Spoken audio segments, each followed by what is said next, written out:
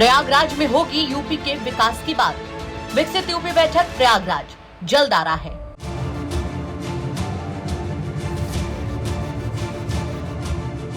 नमस्कार, मैं हूं उपासना और आप देख रहे हैं यूपी तक। उत्तर प्रदेश के वाराणसी में रोहनिया थाना क्षेत्र में बीते 3 दिनों से संदिग्ध परिस्थितियों में गायब चल रही एमएससी की एक छात्रा का सड़ा गला शव उसके ही प्रेमी के किराए के मकान के बाथरूम से बरामद किया गया है।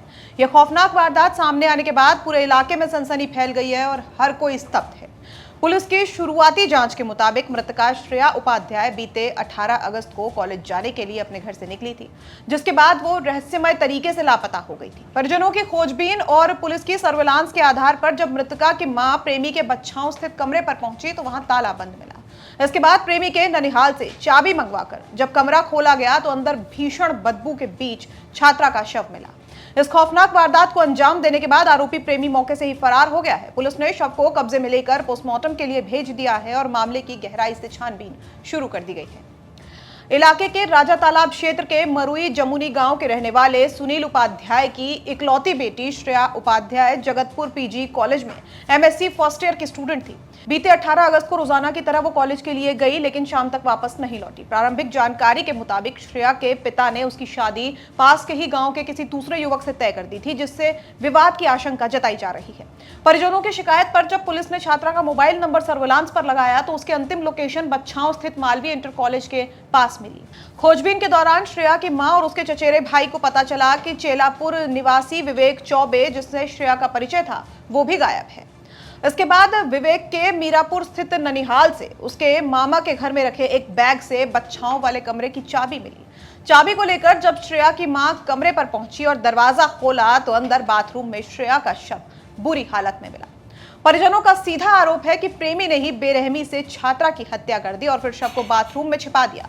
इसके बाद वो वहां से फरार हो गया। मामले की गंभीरता को देखते हुए डीसीपी गोमतीनगर नीतू काद्यान ने बताया है कि श्रेया का शव जिस कमरे में मिला उसे विवेक चौबे ने किराए पर ले रखा था।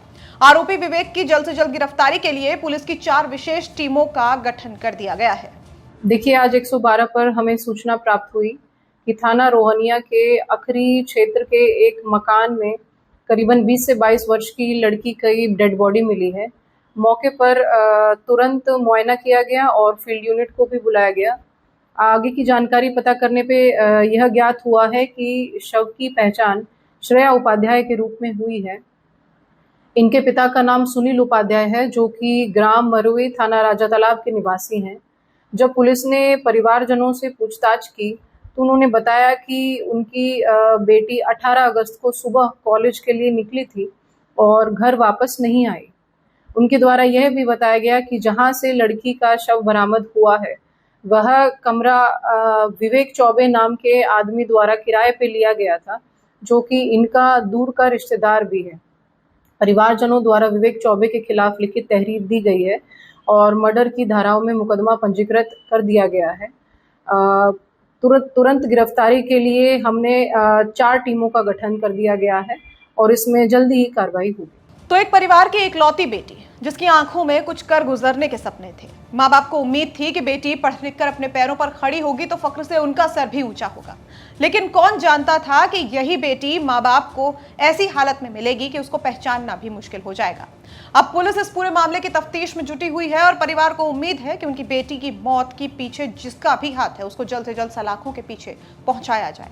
अब इस पूरे मामले पर आगे क्या कुछ होता है ये देखने वाली बात होगी। वाराणसी से रोशन जायसवाल की रिपोर्ट, यूपी तक।